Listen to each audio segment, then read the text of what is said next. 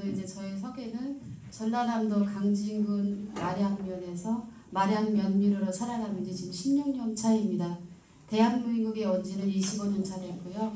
중국에서의 저의 방황, 나라 없는 서름을 겪은 건 5년이었습니다. 그래서 제가 이제 도시민 어촌정착 우수사례라고 제목을 달았는데요. 사실 탈북민들이 남한으로의 행운, 사실 축복과 많은 환영을 받아야 되는 일이기에 바른 정착이라는 의미도 담겨져 있습니다. 그래서 제가 이제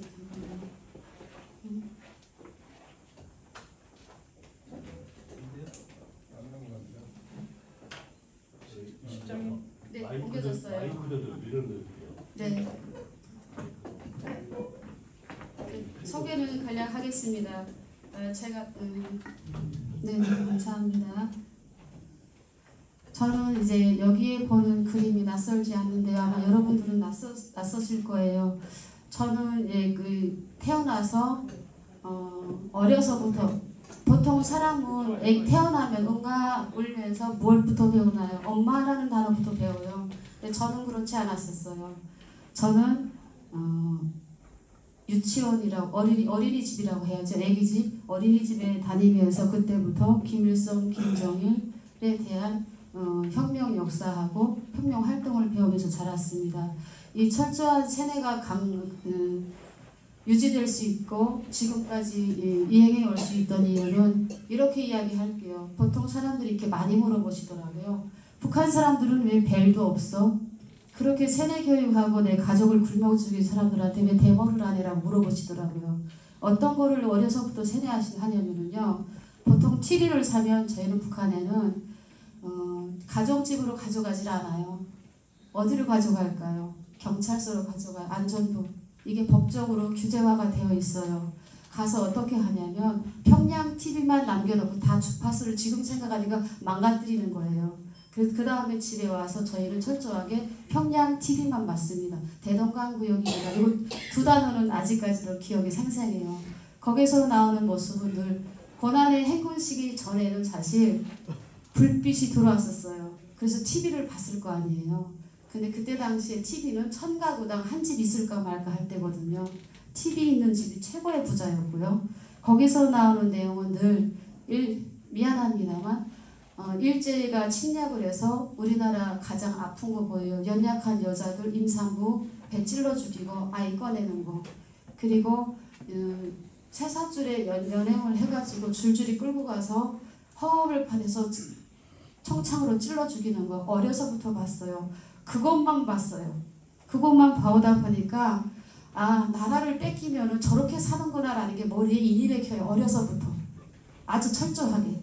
그리고 제가 제일 이런 사상 김일성한테 올 때까지 충성할 수 있었던 거는 목숨까지 바쳐서라도 제가 육탄이 돼서 슈르탄을 몸에 달고 이 남한에 와서 정말 구두머리를 우리나라를 그렇게 만든 미국 놈들한테 팔아먹고 일제의 앞잡이가 된 남조선 괴뢰두덩이라고 우리는 배웠으니까요. 그런 사람들을 죽일 수 있다면 이 한번 바치겠다라는 그 생각밖에 할 수 없는 시스템이에요. 그렇게 7살이 될 중 이런 사상교육이 철저히 어려서부터 될 때 제가 7살 때쯤에 엄마랑 같이 시장을 가게 됐어요. 북한에도 시장은 있어요. 근데 그때 당시에도 제한 품목이 있거든요. 국가에서 판매하라는 기준 하에 판매가 되기 때문에. 근데 가장 많이 모이는 것이 시장입니다. 시장 엄마랑 7살 때 갔는데 북한에는 보통 개를 너무 잘 먹어요. 개. 그래서 늘 개를 때려잡고 저는 그게 뭐 나쁜 게 아니었으니까요. 당연히 사람의 영양을 섭취하는 데 필요로 한 1등 고깃감으로 생각했으니까요.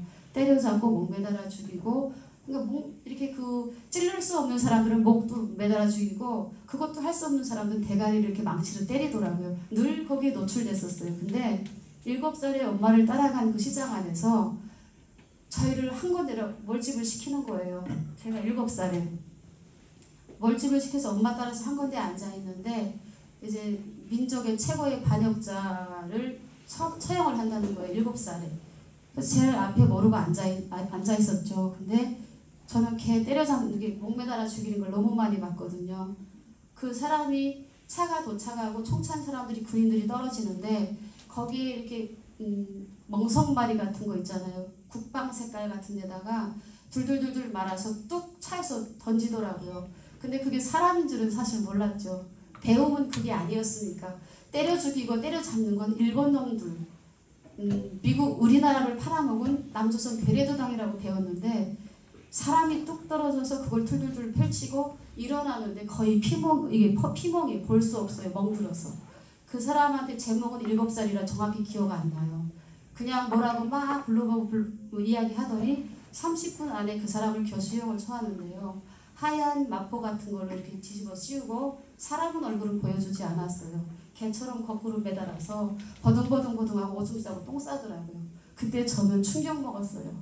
아, 사람도 저렇게 죽는구나. TV에서만 일본 놈들이 했던 걸. 그때 저는 아마도 모든 반항이라던가 이런 거 더 두려움을 많이 가졌던 것 같아요. 7살 때. 그러면서 인민학교, 고등중학교를 졸업을 했는데요. 이 안에서의 교육은 김일성 원수님에 대한 혁명 역사예요. 빼앗긴 나라 찾아주신 분. 어려서 7살에 두만강을 가랑비를 타고 그 추운 겨울에 꽁꽁 얼어가면서 백두산에서 싸웠던 이야기. 러시아에서 무장 준비하고 중국에서 혁명활동했던 이야기. 저희는 그것밖에 볼 수가 없었어요. 그러니까 우물 안에 개구리죠. 그렇게 성장한 제가 꿈을 꿀 수 있었던 거는 김일성 마누라였어요. 김정일이 마누라. 김일성이 그때 아버지 뻘이니까 유일하게 제가 꿈꿀 수 있는 건 그런 삶의 노출 현장이었어요. 이렇게 생활을 하다가 제가 그래도 그나마 그 사회에 있을 때는 지금 여기에서 이야기하니까 그게 나쁘다라는 걸 알았죠. 거기서 살 때는 23년을 몰랐어요. 그 마음 가지고 나라를 되찾겠다라는 마음 하나 가지고 제가 이제 고등학교를 졸업하고 군대 입대를 하게 됐어요. 다른 사람들은 흔하게 지금은 북한 사태가 인구가 부족해서 여성들도 군대를 많이 내보내게 하는 시스템이에요. 장려를 해요. 근데 우리 때는 군대에 가려고 하면 하늘의 별 따기였어요. 여성 군인은. 왜냐하면 군대 갔다 오면 입당이 되죠. 우리나라는 입당을 하려고 하면 내 의사에 반영이 돼서 싫고 좋고의 당을 따라갈 수 있잖아요. 북한은 아니에요. 입당을 해야 좋은 대학을 가도 출세를 할 수 있고요. 내 앞날이 창창한 거예요. 북한 사회에서. 그러니까 철저하게 저는 입당을 하러 군대 갔죠. 부모님이 저를 뒷받침해 줄 수 있는 직업을 갖고 계셨기 때문에 저는 군대를 갔습니다. 근데 군대 가기 전까지 교육 시스템은 정말 지덕체로 겸비해서 지식, 동목, 운동으로 나를 무장을 해서 이 남조선을 침략하는 거예요. 전쟁을 일으키는 거였어요. 빼앗긴 나라를 찾는 거였어요. 그 목적으로 저는 군대에 나갔습니다. 불길하게 이게 누가 여기 와서 가르쳐주지 않았느냐 하는데 철저하게 이 세상 밖에 나와서 이렇게 이런 간증은 제가 처음이라고 이야기 드릴게요. 아직까지는 정착하는 데만 미쳤었어요. 말하면서 다니는 시간이면 일해서 하루 일당을 벌려고. 근데 이제는 여러분들 앞에 섰던 이유가 제대로 알려야 되겠구나. 그리고 탈북민들이 원 목적까지 이야기해드리고 갈 거예요. 그래서 저는 군대를 갔는데 나이 많으신 분들한테는 공경하고 연약한 분들한테는 우리가 보살피고 또 이 아름다운 세상을 되찾고 지키기 위해서는 나라 잃은 서름을 두 번 다시 겪지 않기 위해서는 우리가 싸워야 된다. 무장돼야 된다. 누구만을 위해서 김일성을 따라야 된다. 김일성이는 빼앗긴 나라를 찾아준 영웅이잖아요. 이렇게 철저하게 배우고 군대에 나갔는데 신병까지 좋았어요.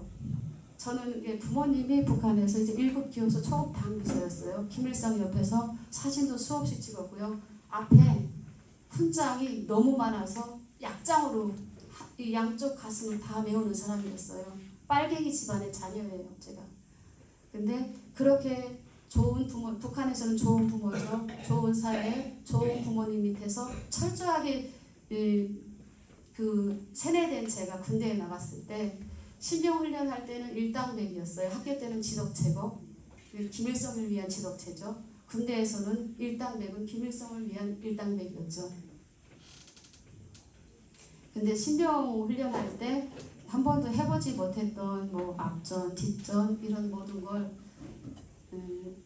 하면서 그때는 반항심이라는 건 털끝만큼도 없었어요. 제대로 배워서 세상에 나가야지라는, 군대에 가서 정말 총을 잡고 일당백, 태권 막 이러면서 진짜 무력으로 준비된 그런 여성 군인이 되고 싶었었어요.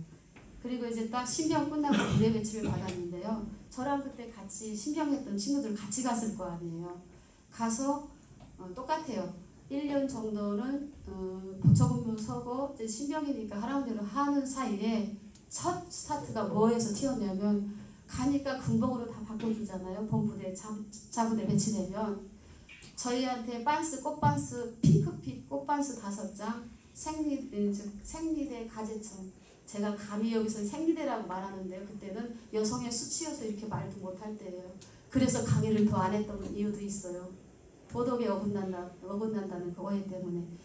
가제천 몇 장하고 군복 2벌을 주더라고요. 지하적하고. 그거를 받았으니까 집에 있을 때는 모든 걸 세탁해서 부모님 교육대로 빨아서 널었잖아요. 그래서 밤에 안 자고 빨아서 널었는데 아침에 말랐겠지 거들어 새벽에 일어나서 갔더니 하나도 없는 거예요. 한 개도.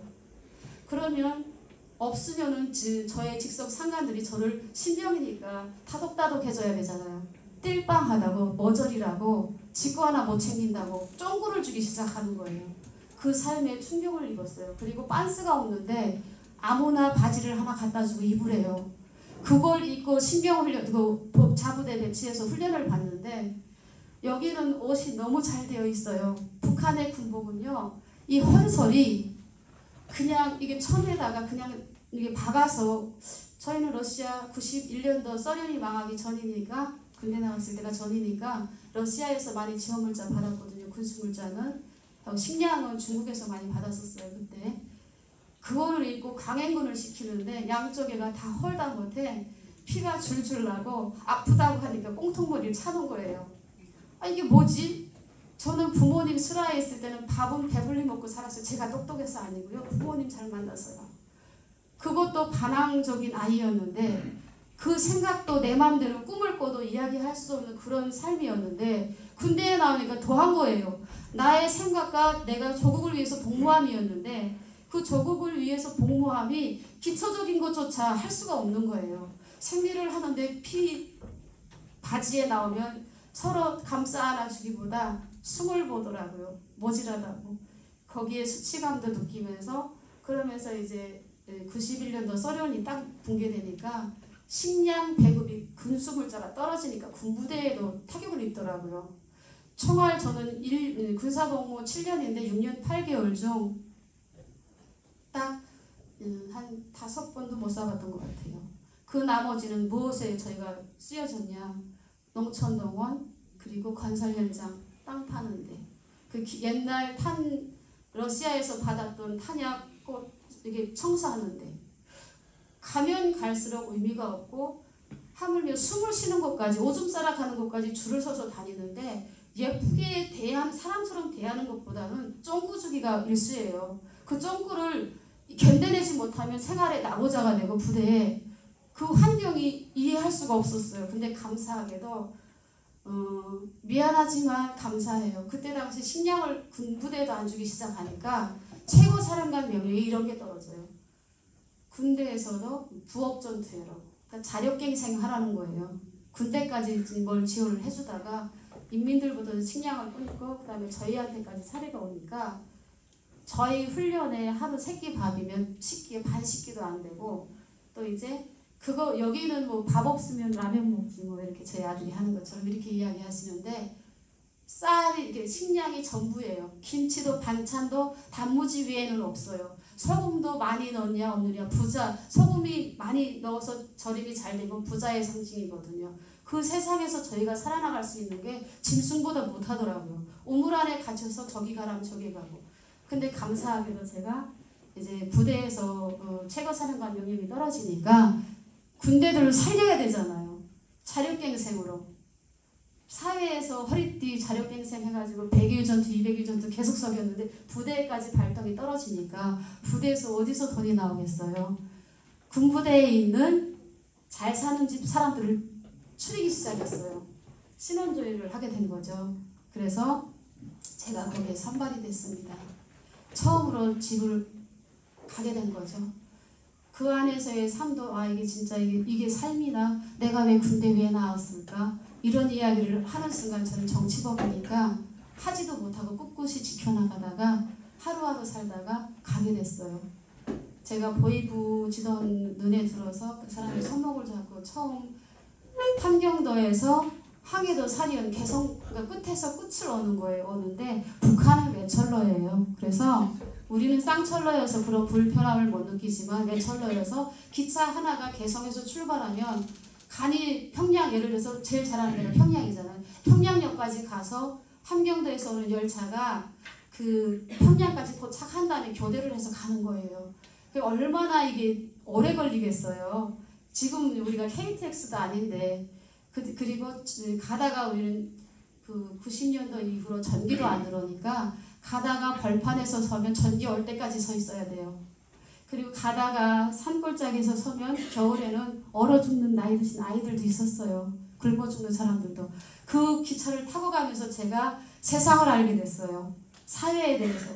철저히 부모님 사랑받고 그것도 불평불만을 하다가 나라를 위해서 뭔가 큰 공을 세우고 중앙당 뭔가 되고 싶어서 부모의 백으로 입당만 하고 오면은 저는 뭐가 될 줄 알았어요. 라고 군대에 나갔었는데 차 선발대가 돼서 종자를 구하러 갔었거든요. 부업전투에 이러니까 콩농사 짓는데 추운 지역이다 보니까 다른 농사는 못 져요. 콩농사를 지어봅시다라고 부대에서 통과가 돼가지고 콩농사 때문에 콩종자 가지러 가는 거예요. 부모님한테 이야기했더니 어서 오라죠. 부대 시설을 상황을 너무 잘 아시니까 그게 뇌물이에요. 그걸 줌으로써 내 자식이 오고 가고 지휘관들 눈에 관심이 눈에 들어서 들 힘든 거예요. 조금 먹을 것도 챙겨주고.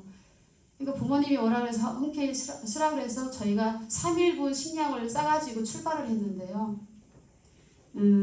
간이역전 가기 전에 7일 걸렸어요. 평양 입구거든요. 7일 걸렸고 거기서 상대방 열차가 들어오다 기다리고 집에까지 도착했을 때 15일 정확히 16일이 걸렸어요.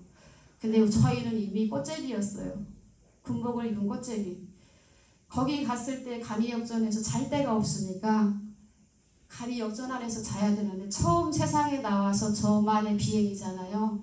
근데 거기에는 이렇게 많은 사람 이 역전 안에 이렇게 많은 사람들이 이거보다 훨씬 많은 사람들이 추운 겨울이니까 봄에 파종을 해야 되니까 겨울에 종자를 가지러 갔을 거 아니에요.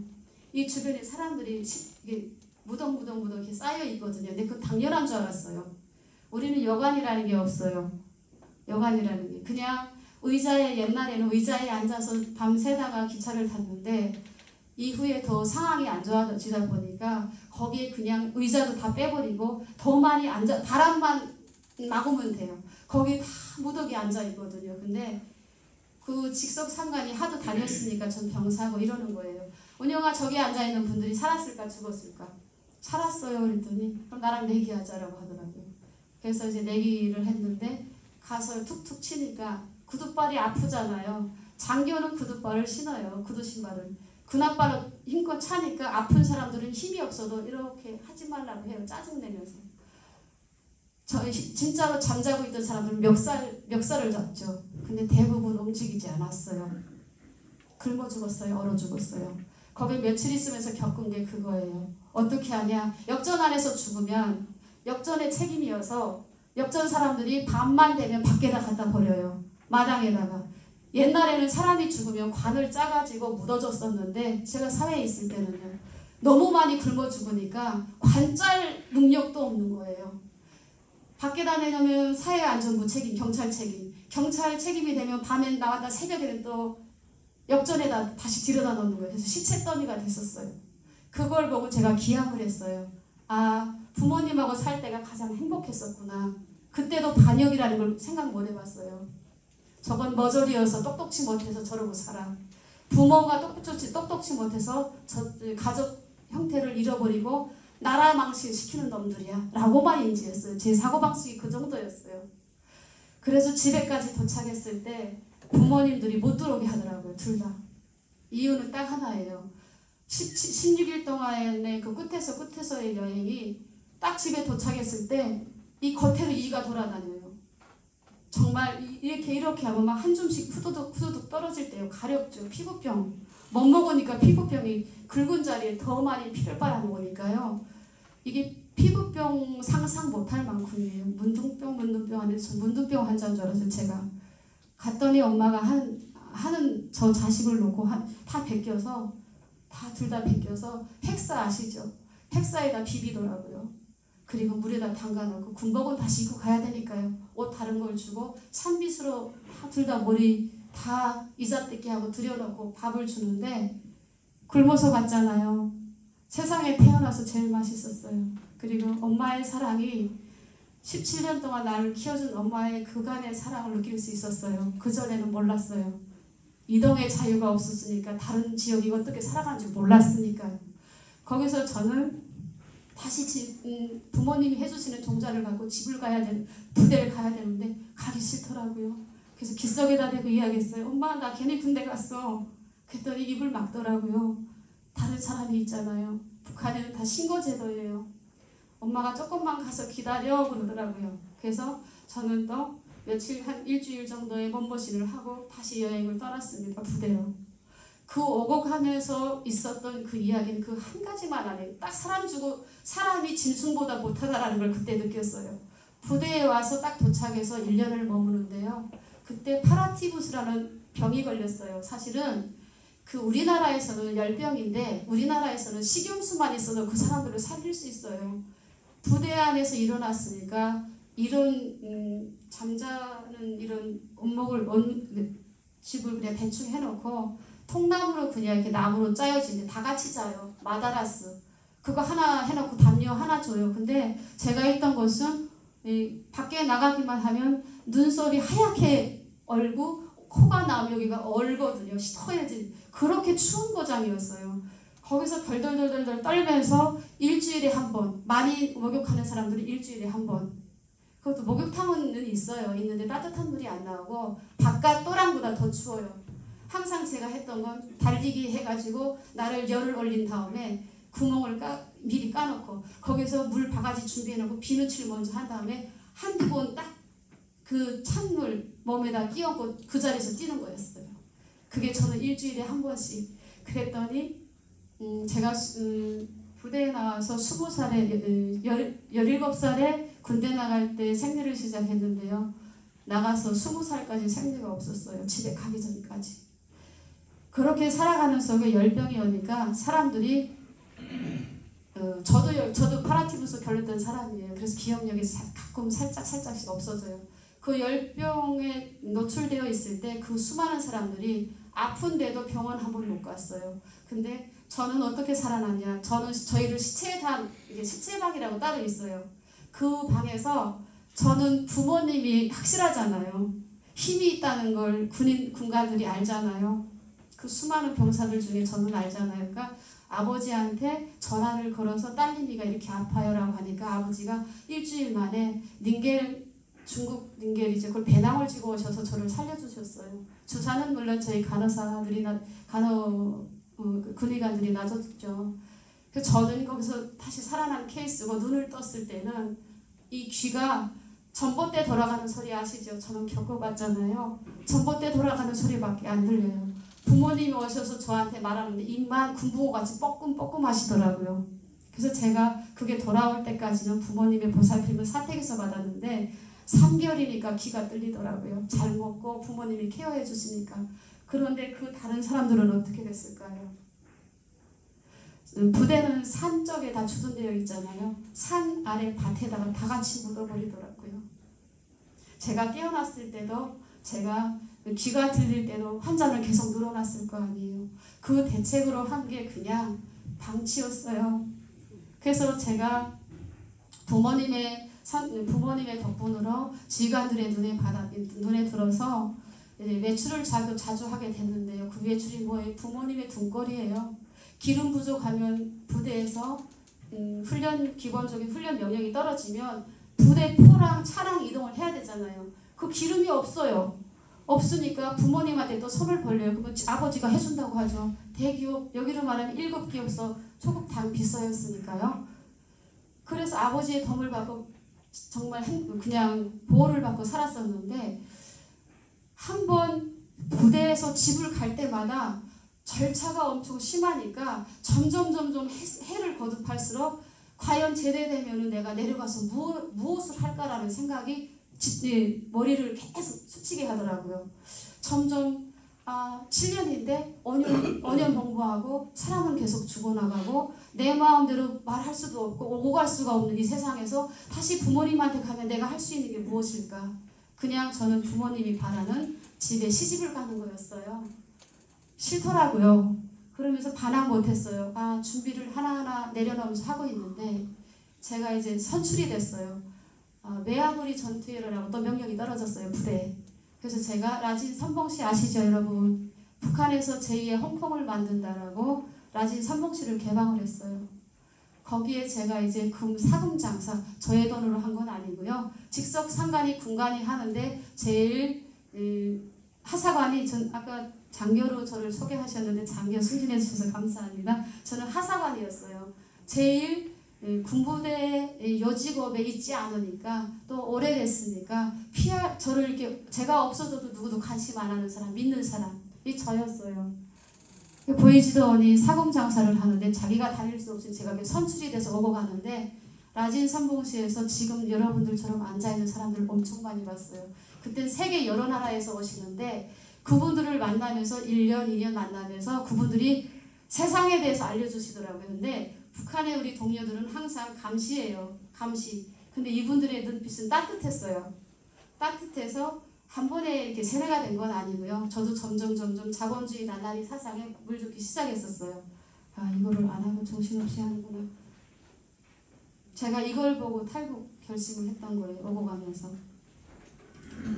제가 부대 생활하면서 저는 이런 일밖에 해본 적이 없어요. 그래서 이제 오고 가면서 제가 부대에 있으면서 이제 부대에서 원하는 물건을 집으로 갈 때마다 만났던 게 이거고요. 그리고 집에 고향을 떠날 때는 다 아이들이 통통했었는데 고난의 행군 시기에 전 군대 나왔으니까요. 고난의 행군 시기 겪으면서 집에 가니까 가장 김일성한테 충성했던 집안의 부모님들이 돌아가시고 아이들이 이렇게 길거리 돌아다니는데 누구도 책임져 주지 않더라고요. 그래서 저는 이런 환경을 보면서 라진 선봉시의 또 다른 세상을 보았어요. 근데 그때만 해도 초창기 때는 세계 여러 나라에서 그래도 허용된 국가가 꽤나 많이 들어왔는데 그 오픈을 하다 보니까 거기에 있는 사람들이 이게 사상이 변하기 시작하니까 중국으로 많이 도망가기 시작한 거예요. 다시 닫았어요. 군인의 신분으로 들어가니까 들어가게 됐는데 거기서 자본주의 세상의 사람들을 보면서 뭘 느꼈냐면 자본주의 북한이 아닌 다른 세상은 굶주리고 헐벗은 사람들이 짐승들이 산다고 그랬거든요. 근데 제가 국가에서 가르쳐준 모습은 우리 북한이었고요. 그 사람들을 만나봤을 때는 너무나 피부도 예쁘고 피부도 우유 빛깔이었고 대함에 있어서 사람의 대함에 있어서 따뜻함이 느껴졌어요. 처음에는 이렇게 반신반을 했죠. 나를 세뇌시키려고 우리를 세뇌시키려고 선발된 사람들만 왔구나. 북한에서는 선발해가지고 보여주니까요. 내가 보고 자란 대로 그 사람들을 대하게 되더라고요. 처음엔. 지나 보니까 1년, 2년 그 사람들을 거듭할수록 저도 어느 정도 6년, 8개월이 됐었어요. 제가 4개월 있으면 제대인데 과연 내가 여기에서 입당하고 제대를 해서 내 고향에 간다면 이 자리에 두 번 다시 올 수 있을까? 라는 걱정을 하게 되더라고요. 그러다가 마음 맞는 군인들과 같이 제가 탈영을 하게 됐어요. 탈영을 어디로 했냐면 중국으로 하게 됐습니다. 수많은 시체를 밟고 왔어요. 그 수많은 시체를 밟고 왔다라는 게 지금은 가슴 아파서 때론 밥을 먹으면서 친구들 생각하면서 울 때도 있지만 그때는 처음에 사람 죽었을 때는 어떻게 왜 죽었지? 관심이 있다가 두 번째는 또 죽었네? 무리무리 죽으니까 국가에서 선전을 했잖아요. 그대로 인식을 하면서 그 사람을 저도 배척하는 사람이 되더라고요. 여기가 심장이 끓는 게 아니라 차가운 얼음장, 사람을 대함에 있어서 얼음 심장이 되더라고요. 사람이 아니더라고요. 그냥 사람 모양을 한 사람이더라고요. 그래서 외국에서 오신 분들의 끊임없는 관심과 배려로 제가 자본주의 사회에 대한 궁금증이 있었고요. 그 다음에 6년 8개월 동안 국경에서 있었지만 중국의 불빛을 제대로 바라본 적이 없어요. 그거 바라보는 것 자체가 날라리라고 생각했으니까요. 남의 꽃을 탐하는 것. 근데 그분들을 접한 순간 그 중국 밤만 되면 우린 깜깜한데 그 불빛을 보게 되더라고요. 어떻게요? 우리는 밤마다 캄캄한 게 당연하다고 생각했는데 저기 불빛이 빨간 불빛이 들어오네. 국두실성 같다. 저기 한번 가보고 싶다라는 생각. 그래서 저는 13명의 군인들과 같이 10월의 어느 날 북한 국경은 사실 함경도 쪽은 엄청 추워요. 10월의 어느 날 저녁에 다 같이 탈영을 했습니다.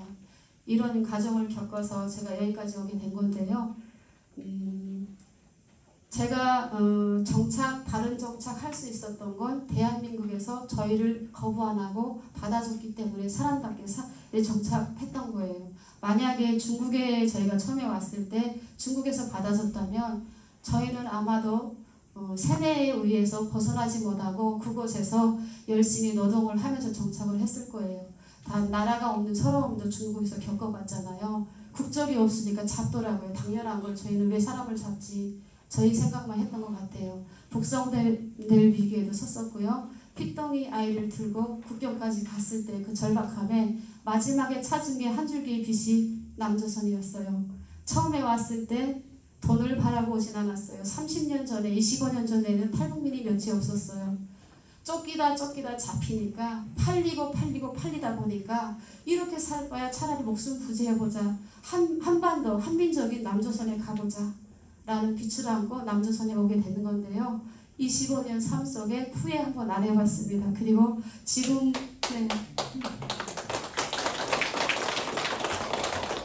이거를 다 못했네요. 제가 지금은 이제 바다에서 전복 양식업을 하면서 살아가고 있어요. 저는 바다의 어민입니다. 그리고 저희는 특별한 가족이에요. 가족과 가족이 합쳐진 가족이에요. 저희 남편도 아이가 둘이 있고요. 저는 중국에서 팔려갔어서 아이가 하나 있어요. 그 가정에 합쳐져서 더 잘 살기 위해서 이 아들을 낳았는데요. 요즘은 아들한테 많이 배워요. 그리고 그 활동 속에 열심히 살다 보니까 제가 우리나라의 경제 대통령인 이재용 대통령을 참 사랑합니다. 이렇게 만나게 됐고요. 자본주의 경제 생활에 대한 이야기도 허심탄회하게 할 수 있는 기회를 얻었던 것 같아요. 저희는 이렇게 지역에서 북한에서 왔지만 열심히 일하고 지역 일자리 창출을 하고 있습니다. 지역이 실질적으로 인구가 없어요. 그러면 지금 오신 탈북민들이 사실 엘리트가 몇 프로나 될까요? 엘리트 없어요. 북한의 엘리트는 우리가 생각하고 TV에서 접하는 엘리트는 우리나라의 영세민이 나쁘다고 하는 게 아니에요. 영세민이 최고의 우리 복지시설을 갖춘 것이잖아요. 영세민의 삶보다도 못해요. 북한 엘리트가. 그런 사람들이 왔으면 우리가 농촌을 엿볼 수 있겠고 또 노동의 기쁨을 알 수 있는 기회를 줬으면 좋겠습니다 하는 바람에 이 사진을 올리게 됐습니다. 저는 이제 최고 많이 키웁니다. 탈북민이 바른 정착할 수 있는 건 여러분들의 잊지 않고 운영이 불러주는 거예요. 입으로 벌어먹을 수 있고 TV의 연예인이 될 수 있는 길은 한두 몇 프로 안 돼요. 그 사람들이 정말 우리가 평화통일 이러더라고요. 여기가 평화통일을 바란다면 탈북민들의 바른 정착을 위해서 바른 관심을 가져주십시오라고 부탁드려봅니다. 저희는 일자리 창출하고 있고요. 또 그리고 노동의 보람을 느끼면서 살아가고 있습니다. 단 생산에만 그치고 도매에 의존하다 보니까 집회값, 정자값도 안 되는 인건비가 안 나오는 사태도 많이 일어납니다. 그거는 우리 국민들의 바른 관심이에요. 농사 지시는 분들 계시죠? 예. 지금 농사 지어서 잘 사십니까? 예, 잘 살고 있습니다. 아하, 북한보다 잘 사니까요. 저희는 제가 이제 대한민국 여기 와서 가장 할 수 있는 일이 무엇일까라고 고민하다가 사실 강진군에 자비원이 있어요. 고아원이라고 하죠.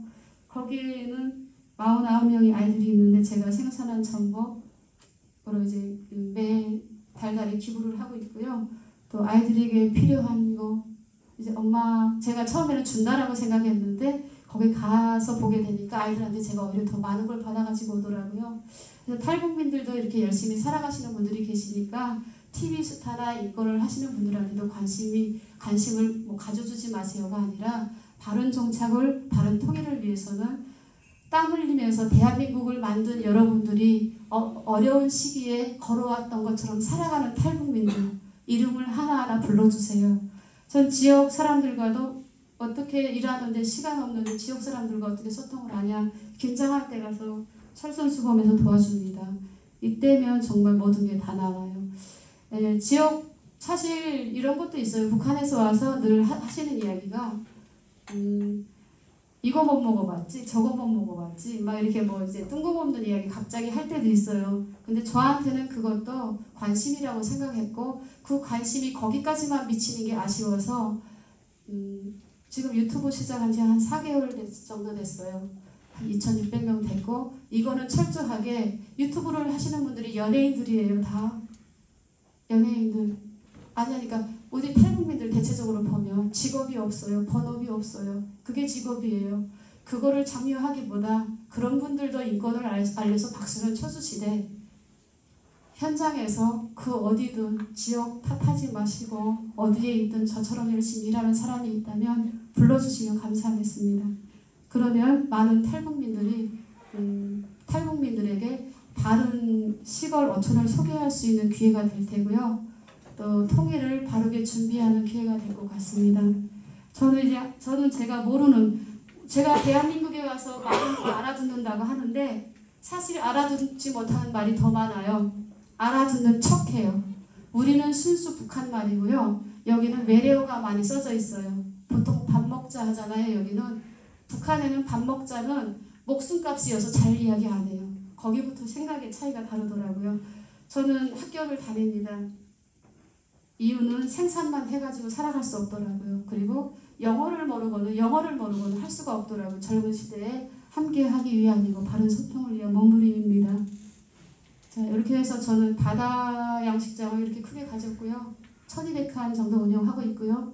직거래로 이렇게 택배로 하고 있습니다. 시스템이 햇섭만 안 받았지 햇섭 받은 공장보다 훨씬 깔끔합니다. 부자네? 일부자예요. 저희가 정책 자금 가지고 사업을 했어요. 북한 사람이 와서 내 돈 가지고 사업하는 사람 없어요. 신형을 만들어서 정책 사업에 도전을 해서 하나하나 지금 자금을 갚아나가는 길이에요. 그 정책 자금이 우리들의 세금이잖아요. 여러분들의. 그거를 잘 갚아나갈 수 있게 하는 것도 우리 국민들한테 있다고 봅니다. 하고 저는 이런 예쁜 집에서 북한의 중앙당 간부는 꿈도 못 꾸는 이런 집에서 사랑하는 아들과 지금 이렇게 노동의 기쁨을 만끽하면서 살아가고 있습니다. 여러분들에게 줬던 저의 이야기가 어쩌면 북한 사회를 알리기 위함도 있었지만 저의 마음은 먼저 온 통일인들, 탈북민들의 바른 정착에 대한 호소가 더 짙은 강의로 하려고 했었어요. 근데 바라보다가 보니까 북한 이야기를 더 많이 하게 된 것 같아요. 그리고 제가 지금 유튜브를 운영하고 있는데요. 제가 여기 온 발걸음이 헛되이지 않게 운영씨의 꽃피는 바다, 운영씨만 누르면 나와요. 좋아요, 구독 눌러주시고 저의 일하는 거를 일일이 관심 가져주시면 제 옆에 정상적으로 살려고 하는 탈북민들이 많아요.